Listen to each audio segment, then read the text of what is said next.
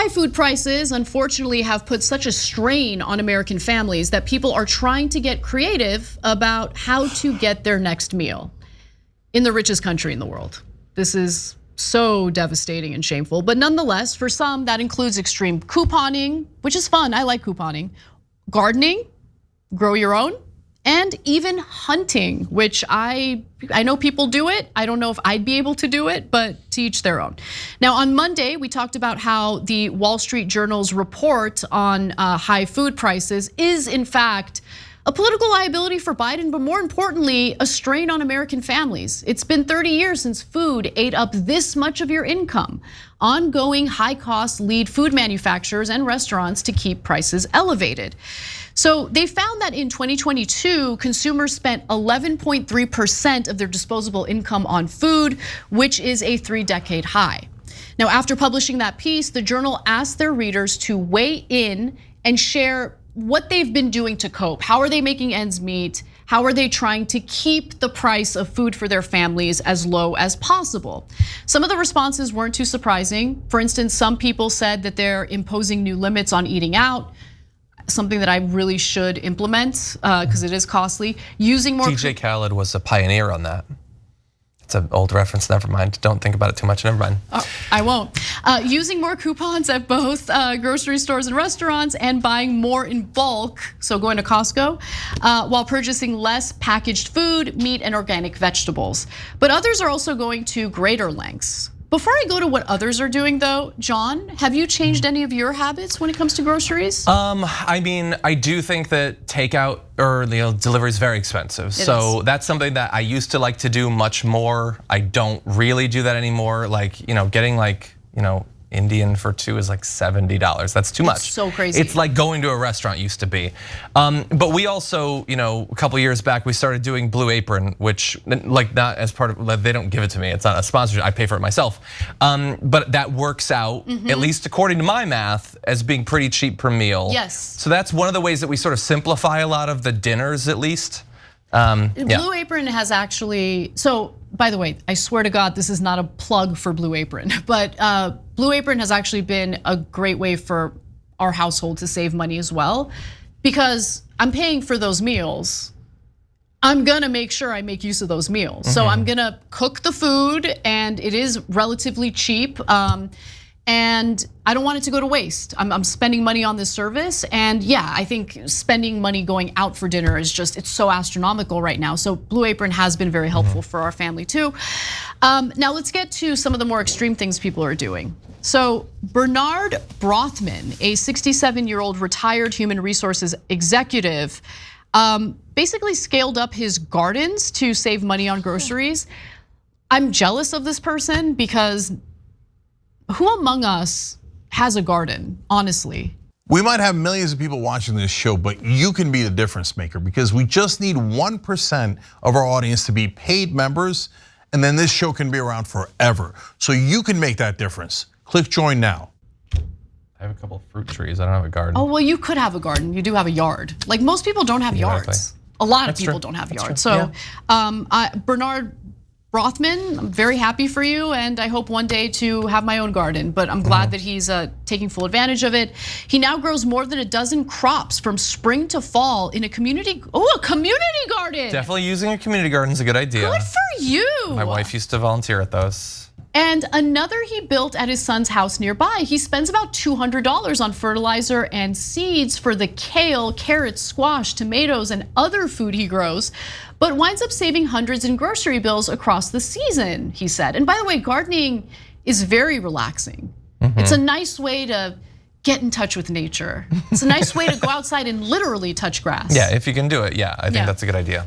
By the way, that's not all he's doing.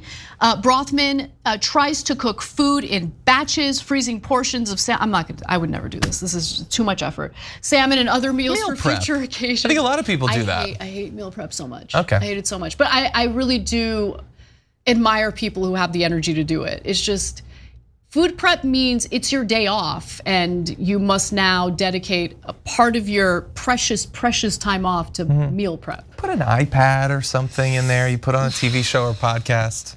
It's very relaxing. It's a great way to get back in touch with nature. You're crazy.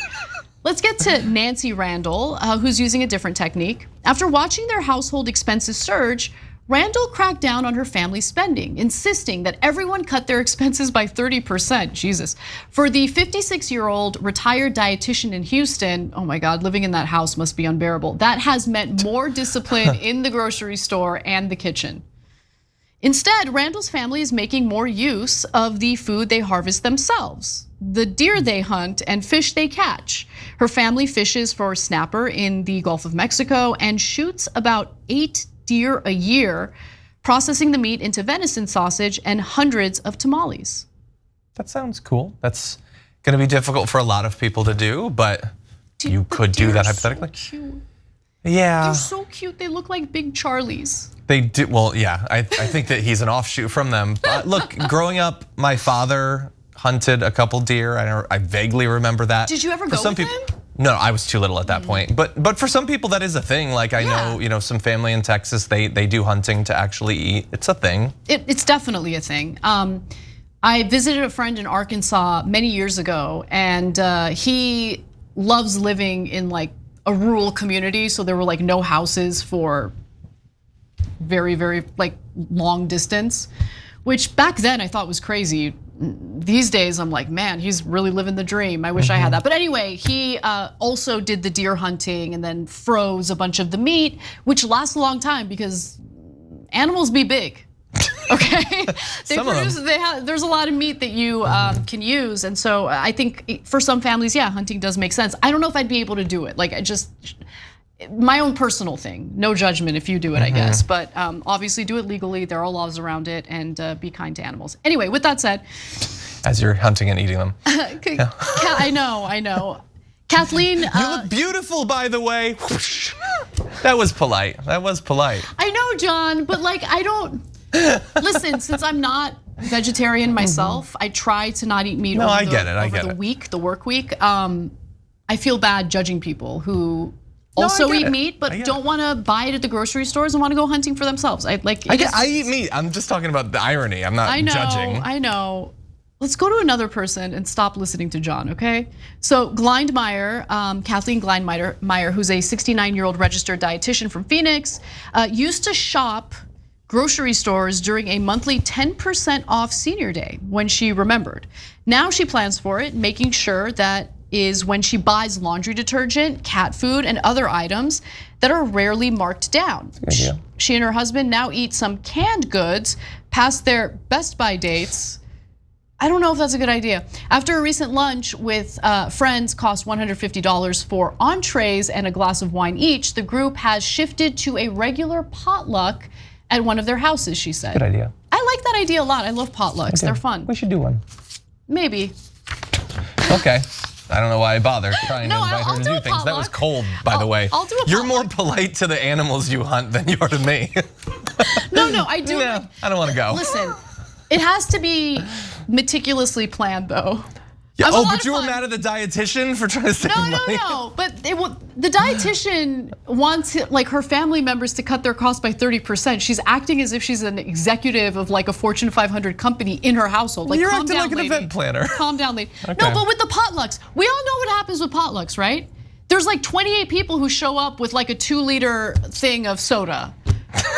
What potlucks have you been to? You bring a dish, not soda. You gotta bring the dish, guys. You gotta bring the dish. Put the soda in a dish. And you got to make sure that no one else is bringing the dish that you're bringing. You don't want to have, this like double dish situation. It's bad. You want some variety at a potluck. Okay, that's what you're looking forward to. Okay, well I'm gonna throw one, and I'm gonna send you photos of all of us happily eating 10 versions of the same thing, and most of it's soda.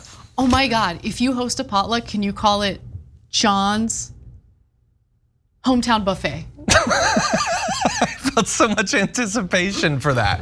Yes, I'll Photoshop it and everything if you'll show up. Nice. Yeah. Love it. But anyway, look, people are working hard to make ends meet, and it sucks. People feel squeezed. Everything costs more, and the thing that I've noticed is paper products have become insanely expensive, like tissue paper, for instance. Wow. I can't believe like toilet paper. Look, prices will vary depending on where you live in the country, I'm sure, but If you want like a 12-pack of toilet paper, Charmin toilet paper, because I mean, obviously, like, what are you gonna do? You buy off-brand? Like, you gotta get the softest double-ply toilet paper available. It's like $20. I don't know what it used to be. That's not like gas, where I have like strong ideas of each year how much it costs. I don't know how much toilet paper costs. Too much. Too much. Costs too much. Damn bears.